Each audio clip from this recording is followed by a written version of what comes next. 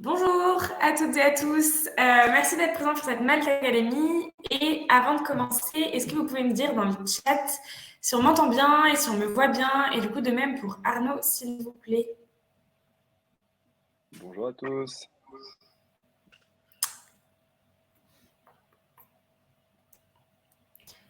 Hello. Bon, j'imagine que ça veut dire qu'on nous entend. Du coup, j'attends de voir. Ok, super. Ok, Du coup, ça roule. enchantée. Je suis Alexandra, je travaille dans l'équipe community chez Malte, donc en charge de l'accompagnement et l'animation freelance. Et puis, j'aide aussi à la coordination du coup des Malte Academy. Et aujourd'hui, ce sera Arnaud, donc notre directeur de sécurité, donc chez Malte, qui va vous expliquer comment protéger vos données et celles de vos clients. Donc, en attendant que tout le monde se connecte un petit peu, ce que je vous propose aussi, c'est de vous faire une rapide introduction de Malte et de revenir un peu sur les Malte Academy pour ceux qui ne connaîtraient pas. Du coup, les Malte Academy, c'est proposé par Malte pour permettre à notre communauté d'avoir un accès rapide à des formations, à des talks, pour pouvoir se former sur différents sujets. Et c'est du coup présenté soit par des freelances, soit par des intervenants extérieurs. Et enfin, pour ceux qui ne connaîtraient pas Malte, c'est une plateforme de mise en relation entre freelance et entreprise. Donc nous, on a la chance de collaborer avec la plus grande communauté de freelance en Europe. On est à plus de 370 000 freelances aujourd'hui et on est présent en France, en Allemagne, en Espagne, en Belgique et aux Pays-Bas. Et on travaille aussi avec voilà, plus de 50 000 clients, 80% du CAC 40, mais aussi des PME, des TPE, des startups, etc. Donc, si vous êtes freelance, vous pouvez, on l'espère en tout cas, trouver de nouvelles opportunités grâce à Malte et vous épanouir aussi grâce à notre communauté et nos différents partenariats. Du coup, je vais maintenant laisser la parole à Arnaud. N'hésitez pas à poser vos questions pendant cette présentation dans l'onglet questions en bas à droite, juste à côté du chat, si vous en avez. Arnaud va faire un temps de réponse un peu au fur et à mesure de sa présentation. Et puis, vous pouvez aussi interagir au cours de la session dans l'onglet chat. Voilà. Bonne Malte Academy à tous et à toutes. Et Arnaud, je te laisse le micro. Super, merci beaucoup Alexandra. Bonjour à tous, bonjour à toutes. Comme vient de le préciser Alexandra, n'hésitez pas à poser vos questions au fil de l'eau, au fil de la présentation. Ça me permettra d'y répondre au fur et à mesure. Donc on va démarrer. Alors la thématique du jour, c'est cybersécurité, comment protéger vos données, comment protéger celles de vos clients. Aujourd'hui, on est dans une période sortie de crise Covid. Alors, l'introduction est pas hyper originale, mais en tout cas, temporellement, c'est exactement ce qui se passe. On est en période de sortie de crise Covid. C'était une période qui a été propice à deux choses. La propagation de la cybermenace et la création d'entreprises. En France, je crois que la création d'entreprises a doublé pendant la période Covid. Et la cybermenace a aussi doublé pendant la période Covid. Deux infos qu'il faut corréler, qui sont importantes, qui vous touchent directement. Donc, moi, comme disait Alexandra, moi qui je suis Arnaud, je suis le directeur de la cybersécu chez Mal. Je bosse dans la cybersécu depuis plus de 15 ans. Et du coup, j'ai pu voir la menace, la cybermenace évoluer au cours des années. Et pourquoi est-ce qu'elle touche particulièrement les freelances? Parce que vous avez des profils qui sont atypiques comparé aux entreprises plus traditionnelles. Et donc aujourd'hui, l'objectif de Malte, c'est de vous accompagner, de vous donner des tips, des tuyaux, des trucs et des astuces pour apprendre à reconnaître et pour apprendre à vous protéger face à la cybermenace. Donc on va rester relativement généraliste. Donc s'il y a des spécialistes cybersécu qui sont présents aujourd'hui, ça va peut-être un peu les décevoir. On va essayer de rester le plus généraliste possible pour essayer de toucher le plus de personnes qui sont présentes. Si vous avez des questions, surtout, n'hésitez pas à les poser. Moi, ça me permettra éventuellement de vous donner un point de détail supplémentaire par rapport à ce que je vous raconte. Ce qui me semble important dans un premier temps, c'était de vous rappeler un peu le panorama de la cybermenace. Comme je vous ai dit, la cybermenace a doublé depuis le début de la crise Covid. En 2021, plus d'une entreprise sur deux a fait l'objet d'une cyberattaque. C'est quand même énorme, une entreprise sur deux. Euh, La plupart du temps, ces entreprises subissent ce qu'on appelle du phishing. Alors, j'espère que tout le monde est à peu près informé de ce que c'est du phishing. Si ce n'est pas le cas, n'hésitez pas à me le dire et puis je vous donnerai la précision, la description. 73% du temps, c'est du phishing. C'est quand même énorme. Phishing, une attaque qui passe par un email, c'est un vecteur qui est très, très utilisé. Le coût médian d'une attaque, d'une cyberattaque pour une entreprise, c'est 50 000 euros. Donc, mettez ça en regard de votre chiffre d'affaires, par exemple. Ça peut être complètement pas anodin par rapport à votre chiffre d'affaires annuel. Et un quart des attaques que subissent les entreprises, alors toute entreprise confondue, sont ce qu'on appelle des attaques par rebond. Alors, une attaque par rebond, qu'est-ce que c'est? C'est un prestataire qui importe une vulnérabilité au sein de l'entreprise dans laquelle il travaille. Exemple très simple. Vous allez brancher une clé USB sur votre ordi pour aller regarder, je sais pas moi, les photos de vacances de votre belle-sœur.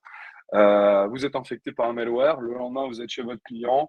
Vous connectez au réseau de votre client et vous infectez le réseau de votre client par le même malware que vous avez, qui vous a atteint la veille. Donc, très attention à ce type d'attaque par rebond. 1 sur 4, c'est quand même pas anodin. Et du coup, est-ce que vous, en tant que freelance, vous êtes des personnes à risque? Alors, vous êtes des profils à risque. Alors, j'aurais tendance à dire que oui, pour deux choses. La première, c'est que presque une attaque sur deux vise des TPE, des freelances, des micro-entreprises. Comme je vous disais, vous êtes des profils qui sont très atypiques, qui se rapprochent de ce qu'on peut appeler de l'utilisateur particulier, hein, par rapport à l'outil informatique. Donc forcément, c'est un vecteur qui est un peu facilité. Okay, et c'est facilité par le fait qu'il y a une plus grande perméabilité entre votre environnement pro et votre environnement perso. Ça, c'est pareil, c'est un tuyau que je vous donne. Essayez de scinder et d'avoir une très bonne granularité entre votre environnement de travail et votre environnement perso. Et puis, il y a aussi un autre fait, c'est que vous n'êtes pas, en tant que freelance, on est moins structuré qu'une entreprise qui a une équipe cybersécu, qui s'occupe de détecter les menaces, qui s'occupe d'effectuer la remédiation, comme c'est le cas chez Malte, par exemple. Donc, pour le coup, il faut que vous soyez d'autant plus vigilant à ce qui peut se passer quand vous êtes en mission, quand vous êtes même chez vous, avec vos outils informatiques. On a des attaques qui sont relativement classiques dans le parcours, en tout cas dans la vie d'un freelance, et ça commence dès la création de votre entreprise, parce qu'il y a un flou administratif qui est énorme, beaucoup de paperasse, beaucoup d'administratifs à remplir. On peut vous demander de l'argent, etc. C'est pas toujours très clair, et vous pouvez faire l'objet de différentes arnaques qui peuvent vous demander pourquoi pas de payer un enregistrement, de payer des formulaires de création de micro-entreprise, etc. Alors que par exemple, ça peut être des démarches qui sont gratuites en France. Donc je vous invite à être hyper vigilant quand vous êtes dans ce process-là. Et tuyau que je peux vous donner, c'est toujours effectuer ce qu'on appelle un double check. Si vous recevez un courrier de l'URSSAF, par exemple, qui est totalement légitime, c'est aller vérifier sur un autre média. Par exemple, vous connectez-vous sur leur site internet et puis vérifier si l'information que vous avez reçue par courrier et vous la retrouvez de manière identique sur le site internet. Le double check, c'est toujours super utile pour s'assurer que en fait, c'est pas un faussaire qui essaye de vous soutirer de l'argent, ce genre de choses. Donc pareil, tout à l'heure, je vous parlais d'attaque par phishing. Encore une fois, j'espère que tout le monde est au courant de ce qu'est un phishing. Et on a vu se multiplier pas mal d'attaques, notamment par exemple suite aux lois concernant l'indemnité inflation ou pendant la période Covid, des propositions d'indemnisation pour des pertes de chiffre d'affaires, etc. Ça, c'est du pain béni pour tout ce qui est faussaire, de vous envoyer des emails falsifiés et qui vont vous demander, sous couvert de vous indemniser, qui vont tenter de vous soutirer de l'argent.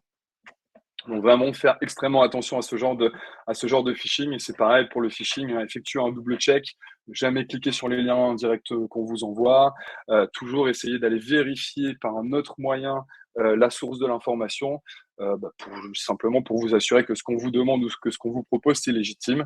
Et information importante, si on vous demande de donner vos coordonnées bancaires alors que c'est à vous qu'on propose de l'argent, en général, c'est qu'il y a anguille sous roche. Et enfin, dernier point, ce sont les invitations de mission ou les invitations à négocier des missions en dehors des plateformes avec lesquelles vous travaillez, en dehors de la plateforme Malte. Euh, vous sortez de la plateforme, vous sortez des contrôles qu'on met en place et des sécurités qu'on met en place pour vous aider et pour vous garantir vos missions, pour vous garantir vos paiements, etc. Donc, c'est hyper important. On essaie de créer un environnement qui est le plus sécur et le plus sécurisant possible pour vous. Donc, c'est hyper important que vous soyez, que vous continuiez à utiliser la plateforme dans tout votre parcours avec votre client. Alors du coup, voilà, pourquoi? Parce que nous, chez Malte, notre job, en fait, c'est de vous garantir, et en tout cas, moi, dans mon équipe, en tant que directeur de la cybersécu, mon job, c'est de vous garantir une expérience qui soit la plus sécure possible. Alors, bien sûr, dans le parcours sur le site web, etc., ça, c'est évident, mais surtout dans votre manière de gagner de l'argent, dans votre manière de dealer avec vos clients, etc. Nous, on vous propose une messagerie qui est sécurisée de bout en bout. Vous discutez directement avec votre client, tout est chiffré.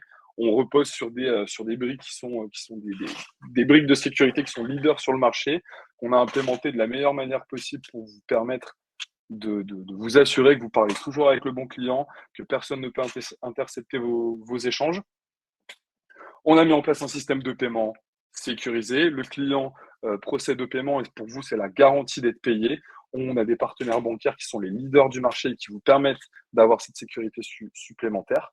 Et votre client, lui, il n'est pas lié à un mode de paiement particulier. Pour vous, ça ne change rien. Et pour lui, c'est une facilité, donc c'est très bien.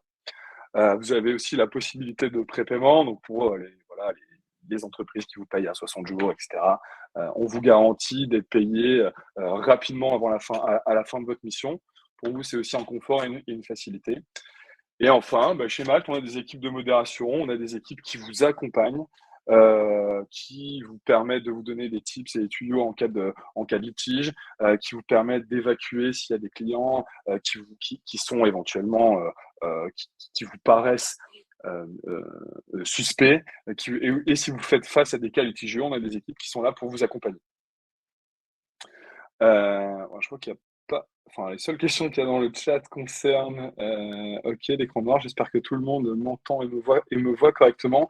En tout cas, n'hésitez pas à me poser vos questions si vous en avez, si vous voulez qu'on creuse un point de détail supplémentaire. Ok, alors, comment protéger votre activité? Encore une fois, ce que je vais vous donner aujourd'hui sont des trucs, des astuces, des outils.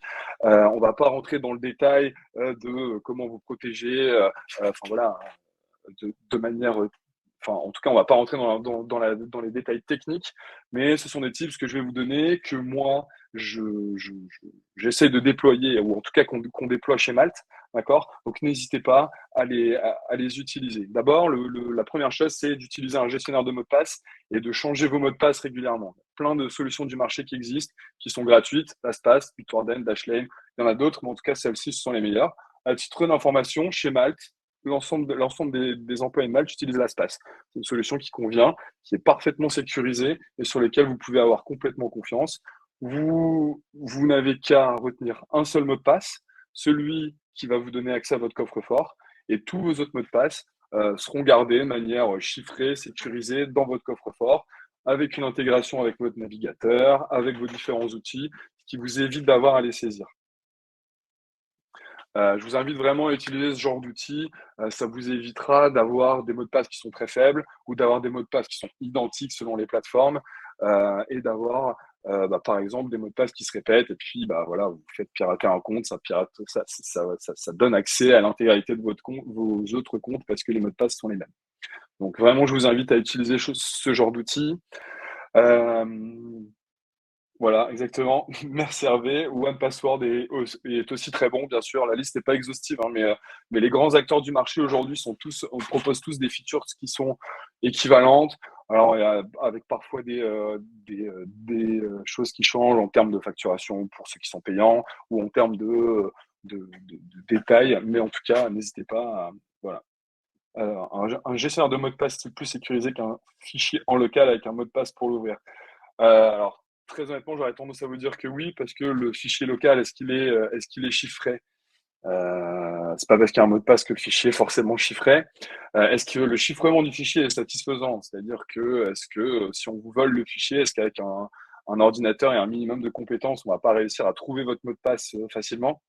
Et comment vous partagez vos mots de passe entre vos différents devices, votre ordinateur, votre téléphone, votre ordinateur au travail, etc. Ça peut être une problématique. Comment vous gérez, par exemple, les mises à jour du fichier si vous le partagez? Ça peut ne pas être non plus confortable à utiliser. Avec les solutions de coffre-fort de mots de passe, vous pouvez synchroniser vos différents devices. Vous avez tous vos mots de passe au même endroit et puis vous y accédez depuis votre ordi, votre téléphone, etc. En termes de confort, c'est mieux.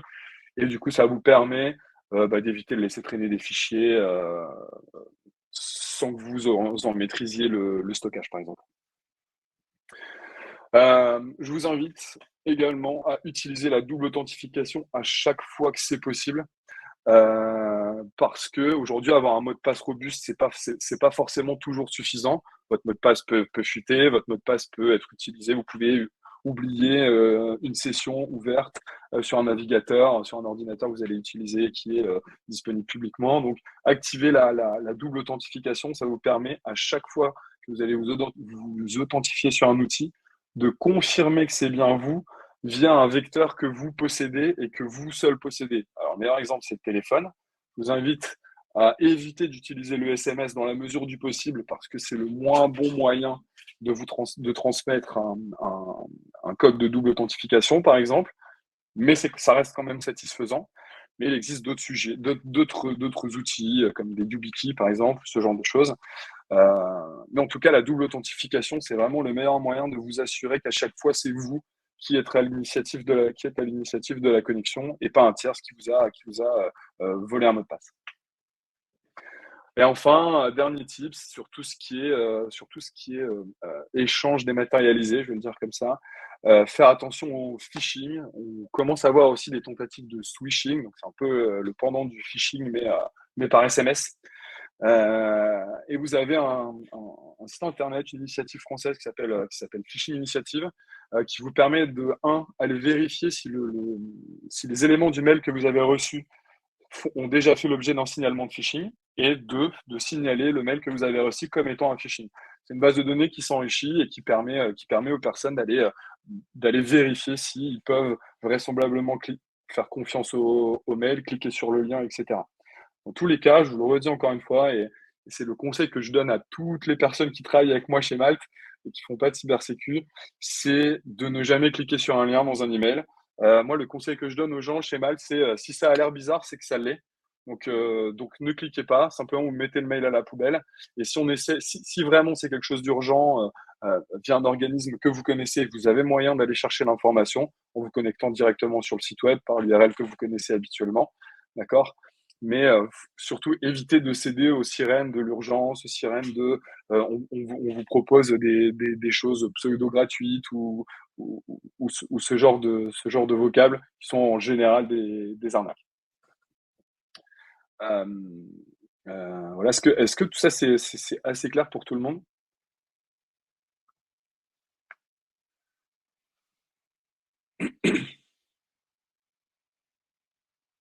Ok, super.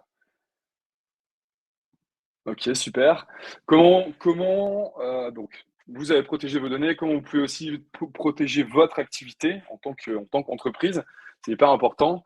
Attention au travail dans les lieux publics. Si vous arrivez d'aller bosser dans des cybercafés, dans des coworking, dans le train, peu importe, n'importe où ailleurs que dans les endroits que vous connaissez et que vous pouvez faire confiance, c'est-à-dire chez vous ou chez votre client. Moi, je vous invite à deux choses. Évitez de vous connecter sur des Wi-Fi publics. Aujourd'hui, vous ne savez pas qui gère le point d'accès, vous ne savez pas ce qui est fait sur le point d'accès. Il y a des techniques qui sont relativement faciles à mettre en œuvre pour capter le trafic qui passe par des points d'accès, le déchiffrer, et puis capter des mots de passe, capter les données, etc. Ça reste quand même relativement facile sur des environnements qui sont peu maîtrisés, ou en tout cas que vous ne connaissez pas. Je vous invite aussi à utiliser un filtre de confidentialité. Alors pour le coup, moi, je prends assez souvent le train, parce que je vis pas à proximité des bureaux de Malte, disons. Je prends assez souvent le train pour aller dans les bureaux de Malte, et je vois énormément de gens qui bossent dans le train et qui n'ont pas de filtre de confidentialité. Et moi, je vois ce qui se passe sur leur écran. Je pourrais vous dire que des gens de telle entreprise signent des deals avec telle autre entreprise, etc. Et ça peut être un préjudice. Ça peut être un préjudice, peut-être hasardeux, mais en tout cas, c'est toujours possible que ça porte préjudice à votre entreprise, à votre client, surtout si vous manipulez des données qui sont à minima confidentielles. Ensuite, bien sûr, et je vous invite à rester sur Malte, à rester sur la plateforme. Aujourd'hui, on a une plateforme qui est entièrement sécurisée. Je vous ai mis le petit screenshot avec le lien HTTPS, vérifié par Cloudflare. On s'appuie sur des briques qui sont les leaders du marché en termes de protection des données, en termes de protection du trafic. Tout est chiffré. Donc vraiment, rester sur la plateforme. Tout ce qu'on met en œuvre et tout l'objectif de mon équipe chez Malte, en tout cas, c'est de vous proposer une solution qui est 100% sécurisée. Et enfin, dernier point, sur vos ordis perso, hein, et d'ailleurs c'est valable même à titre personnel, justement, chiffrez vos disques durs, mettez un bon mot de passe et chiffrez vos disques durs, parce qu'en cas de vol, on ne sera pas capable d'accéder à vos données en cas de vol ou de perte de votre matériel informatique. Et ça vaut pour vos ordis, pour vos disques durs de stockage, etc. Chiffrez-les. Aujourd'hui, que ce soit BitLocker sous Windows ou FileVault sous macOS, c'est hyper facile à mettre en œuvre en quelques clics, donc n'hésitez pas à le faire. Comme je vous le disais tout à l'heure, un quart c'est quoi chiffrer un disque dur? Alors, chiffrer un disque dur, c'est mettre en place un procédé qui va empêcher la lecture des données du disque dur sans avoir le mot de passe que vous allez y apposer. Euh, oui, vous pouvez aussi mettre des mots de passe sur des clés USB, il n'y a pas de souci. Chiffrer un disque dur, c'est juste mettre en place un système de cryptage. Alors, j'aime pas ce mot, mais en tout cas, si c'est plus clair pour vous, je n'ai pas de problème à l'employer, à mettre en place un système de cryptage pour que sans le mot de passe que vous avez posé sur votre disque dur, personne ne peut accéder à vos données. Chiffrer, c'est estimer son coût d'achat, pas mal. Bien joué. En effet, alors pour la petite histoire, chiffrer, en fait, on a tendance par abus de langage à dire crypté, mais c'est plutôt un anglicisme. Donc c'est d'où le fait que j'utilise ce terme-là, le terme chiffré. Alors, on a Clara Martin qui demande dans les questions comment protéger nos données sur le cloud comme Google Drive, Dropbox, etc. Alors, c'est une question qui est qui est hyper intéressante, qui est assez difficile à répondre. Effectivement, utiliser des solutions cloud, ça a beaucoup d'avantages, ça présente aussi quelques inconvénients. Ça veut dire que vous déléguez vos données à un tiers, à un acteur tiers. Donc, le premier conseil que je peux vous donner, c'est choisissez un provider cloud qui est renommé, qui est leader sur son secteur et évitez les petits acteurs dont personne d'autre n'a entendu parler, qui vous apportent pas de réelles garanties. Aujourd'hui, Google Drive me semble une très bonne solution. Vous avez Microsoft qui propose des solutions de cloud et de stockage qui sont aussi très bonnes en termes de chiffrement. Les échanges sont parfaitement sécurisés. Ils proposent ce qu'on appelle la redondance pour les données, c'est-à-dire que vos données sont réparties dans plusieurs endroits afin que vous puissiez y accéder, peu importe là où vous êtes sur le globe et peu importe l'état de l'infrastructure de votre provider. Et puis, vous pouvez toujours mettre en place des systèmes de chiffrement de fichiers locaux. C'est toujours possible. Il y a quelques solutions qui existent, même si c'est un peu overkill et ça abaisse un peu le niveau de confort à l'utilisation de ce genre de solution. Mais en tout cas, c'est toujours possible. Alors, j'espère que ça répond à votre question. Alors, super. Eh ben de rien, Clara. Merci à vous. Alors, comme je vous disais tout à l'heure, un quart des attaques qu'on constate dans une entreprise proviennent d'un prestataire, a été introduit, enfin, en tout cas, la vulnérabilité a été introduite par un prestataire. Donc, ce qui est important pour vous, c'est de vous protéger contre le fait d'aller apporter une menace ou en tout cas d'ouvrir une vulnérabilité chez votre client. Donc, pour ça, comment faire? Bah, facile, hein, la première chose à faire, c'est d'appliquer les règles que je viens de vous énoncer juste avant. Chiffrez vos disques, utilisez des mots de passe robustes, des coffres-forts de mots de passe, etc. La deuxième chose, c'est éviter, tant que faire se peut, d'utiliser de périphériques de stockage amovibles, donc disque dur, clé USB, euh, parce que ce sont des vecteurs de menace. Ou en tout cas, si vous êtes obligé d'en utiliser, utilisez des clés qui sont toujours les mêmes que vous et vous seul utilisez et dans lesquelles vous avez confiance.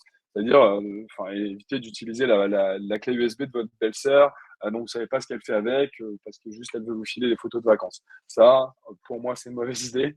Donc essayez, tant que faire se peut, d'avoir du matériel dans lequel vous avez confiance et c'est ce dont je vous parlais tout à l'heure et qui vous expose le moins à la perméabilité environnement pro, environnement perso. Vraiment, le mieux, c'est d'avoir du matos dédié, ordi dédié, clé USB dédiée, stockage dédié, etc.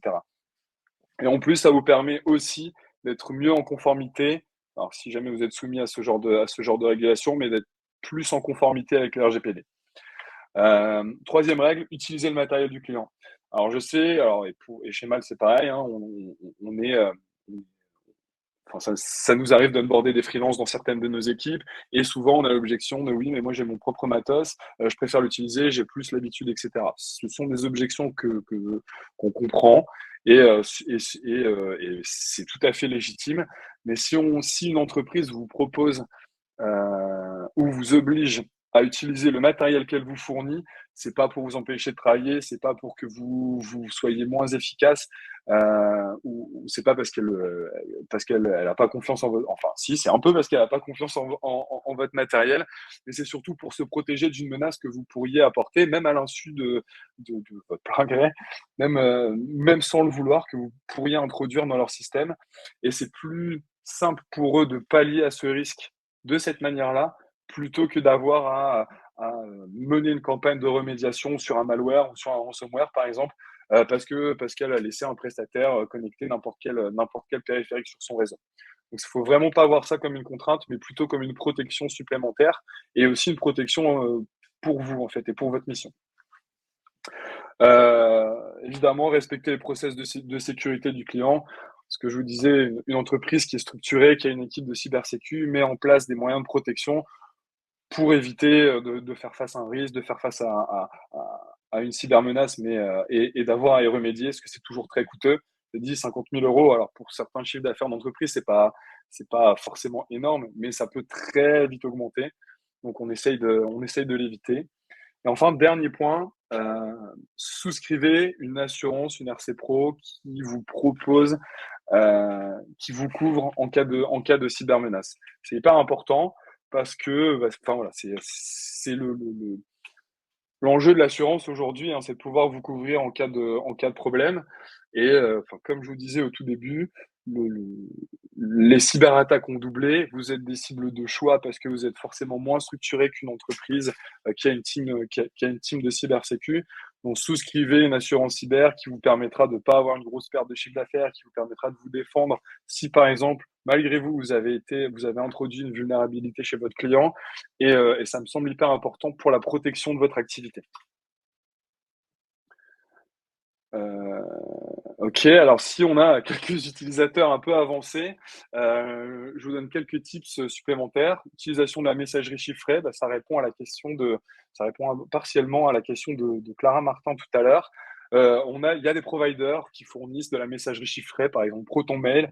Alors, moyennant un abonnement qui est de quelques euros par mois, vous avez une messagerie qui est chiffrée de bout en bout, c'est-à-dire que même le provider ne peut pas accéder au contenu de vos emails.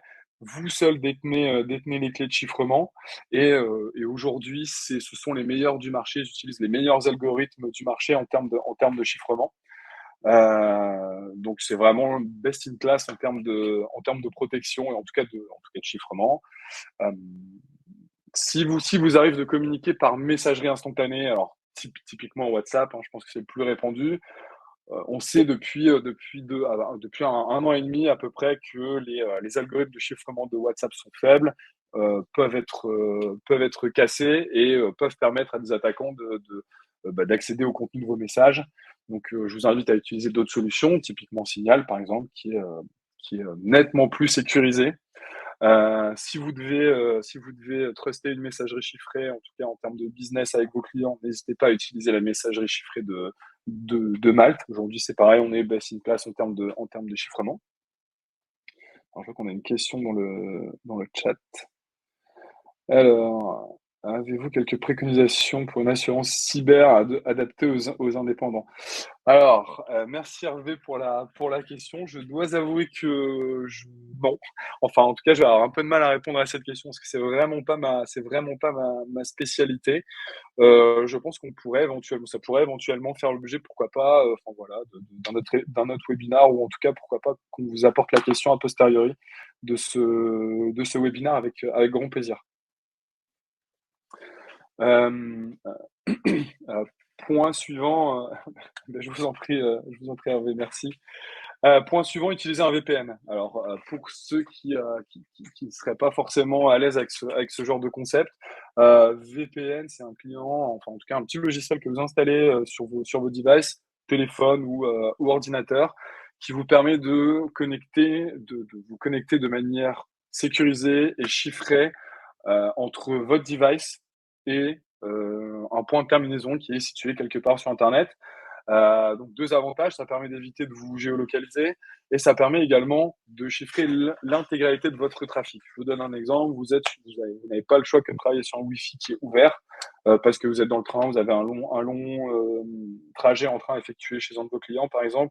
Vous voulez utiliser la connexion Wi-Fi du train, et ben, comment vous protéger par rapport à d'éventuelles attaques sur le Wi-Fi du train? Utilisez un VPN. Ça vous permet d'encapsuler tout votre trafic, et qu'il soit absolument masqué aux yeux d'utilisateurs malveillants, qui pourraient écouter ce Wi-Fi-là.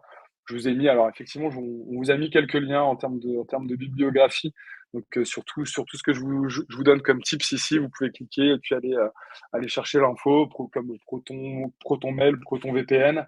Vous avez Cloudflare Warp, qui est aussi une solution type VPN que, par exemple, j'utilise à titre perso. Quand il m'arrive de prendre le train et que la connexion 4G n'est pas suffisante dans le train, et que je suis obligé d'utiliser le Wi-Fi du train, j'utilise Cloudflare Warp, par exemple. C'est une très bonne solution, qui marche très bien, qui est efficace, peu de latence sur le réseau. Enfin, voilà, je vous invite à l'utiliser. Et enfin, surtout, sauvegardez vos données, sauvegardez-les régulièrement. Faites des sauvegardes toutes les semaines s'il faut, tous les mois en tout cas, ça c'est vraiment requis. Et chiffrez vos backups. Ça suffit pas d'avoir une sauvegarde, mais gardez une sauvegarde qui soit chiffrée parce que si un jour vous perdez votre disque dur, si un jour, je sais pas, vous le donnez à quelqu'un, vous le vendez, que sais-je, ça permet aux personnes qui vont trouver ce disque dur de ne pas avoir accès aux données qui sont stockées à l'intérieur. Hyper important. Vraiment, le chiffrement, c'est la base de la protection. Aujourd'hui, encore une fois, hein, il y a des choses, enfin, les principaux systèmes d'exploitation du marché, Windows, macOS, proposent des fonctionnalités qui sont hyper simples à utiliser, hein. Pour Windows, je vous mets dans le chat, vous avez BitLocker pour Windows et vous avez FileVault pour macOS. Quelques clics, vous pouvez chiffrer un disque dur, ça se fait hyper facilement. Vous setez un mot de passe et puis vous êtes tranquille et vous êtes protégé. Pardon, voilà. Alors la bibliographie, bah, qu'on vous a mis dans le chat. Alors, Alexis qui demande quid du mobile. Alors, est-ce que vous pouvez préciser votre question? Parce que j'avoue que ça reste un peu flou.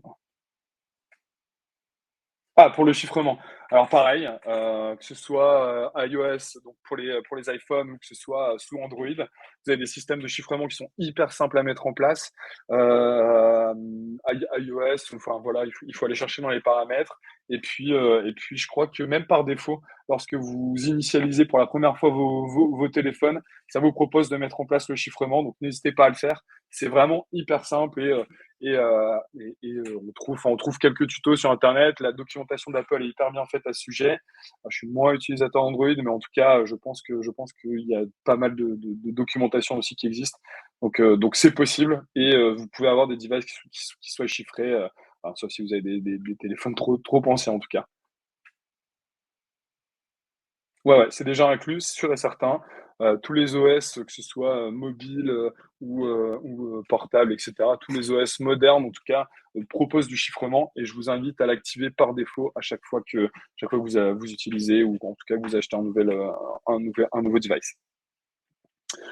Ouais, donc la bibliographie, comme je vous disais, enfin, en tout cas, Alexandra vous a mis les liens dans le chat, donc n'hésitez pas à les conserver. Vous avez aussi vous avez également le site Cybermalveillance qui vous permet d'aller reporter un incident auquel vous avez assisté ou un incident de sécurité auquel vous avez assisté ou auquel vous avez été victime. Donc n'hésitez pas à l'utiliser, c'est hyper pratique. Vous pouvez avoir des aides de la part de l'ANSSI, hein, qui est l'organisme gouvernemental qui se charge de chapeauter la cybersécurité en France. Ce sont des gens qui sont très compétents. Donc n'hésitez pas à les solliciter si vous en avez besoin. Je vous ai rappelé le site Phishing Initiative que j'ai mentionné plus haut. Et aussi, alors dernier tips, euh, vous avez un site qui s'appelle Have I Been Pwned, pardon pour le bégaiement, qui vous permet, en insérant votre adresse mail, par exemple, de vérifier si votre adresse mail a été présente dans un leak de données. Par exemple, alors ça arrive assez fréquemment qu'un grand compte un grand ou un moyen compte se fasse pirater sa base de données d'utilisateur. Et ce site web-là va aller vérifier si vos credentials, donc vos logins, vos mots de passe, sont présents dans ce type de base de données de, de mots de passe et d'identifiants. Et si c'est le cas, bah, ça vous permet justement d'aller remédier, changer vos mots de passe, etc. Et c'est une sécurité supplémentaire. Vous avez certains coffres-forts de mots de passe qui incluent la fonctionnalité, donc dans lesquels c'est natif. Si c'est pas le cas, vous pouvez aller sur le site directement et puis juste insérer votre adresse mail et ça vous donne une réponse quasi immédiate, quoi. Ouais, bien sûr. Alors, je pense que c'est plus haut, mais je vous le remets. Alors, have I been bound.com.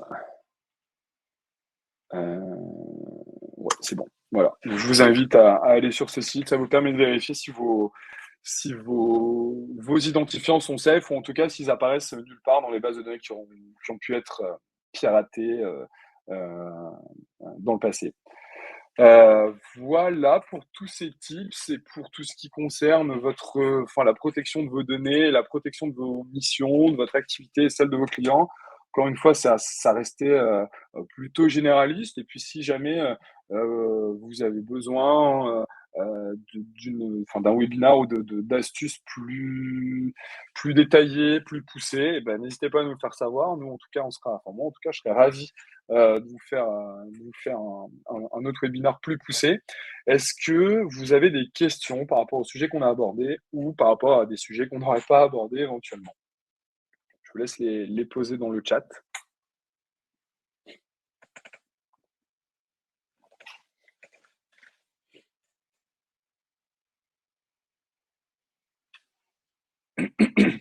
Merci à tous de votre participation en tout cas. N'hésitez pas à poser vos questions si j'ai pas été assez clair ou si vous avez besoin d'autres informations.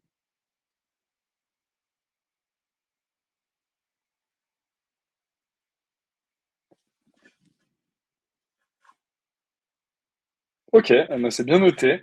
C'est bien noté, un webinaire plus approfondi. On peut essayer d'envisager ça. Et puis, alors, ce qui serait intéressant, c'est peut-être de connaître les thématiques que vous voudriez qu'on aborde de manière plus approfondie, histoire que ça soit plus pertinent et que ça soit vraiment corrélé à ce que vous attendez.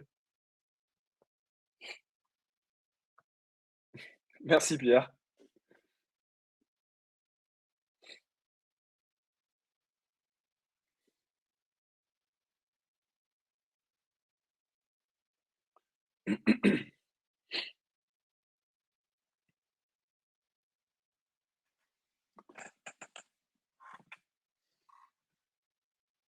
Ah, oui, alors là, on rentre vraiment dans des questions assez, enfin, un peu plus pointues et qui sont vraiment de la technique, paramétrage de domaine concernant SPF, DKIM des marques, gestion des domaines parqués. Ok, bah, il y a pas de souci, c'est des choses qu'on maîtrise assez bien chez Mal, donc ça peut être intéressant, effectivement. Alors, web design, sécurité par rapport à la création d'un site web. Hmm, ok, alors ça reste assez vaste, Mais oui, oui, il y a pas mal de sujets, en tout cas sur ces deux thématiques qu'on pourrait aborder. Eh ben, c'est bien noté. Je pense qu'on peut en discuter avec Alexandra et puis, et puis éventuellement reprévoir une session. On va voir comment c'est faisable. Ce sera avec grand plaisir. En tout cas, merci à vous.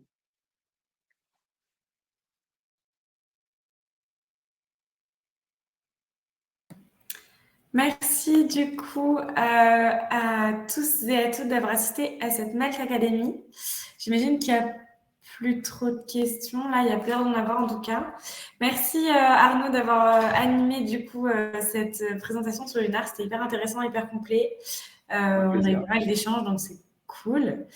Et puis, si jamais vous souhaitez voir d'autres académies sur des sujets variés, n'hésitez pas à consulter notre site maltacademy.com.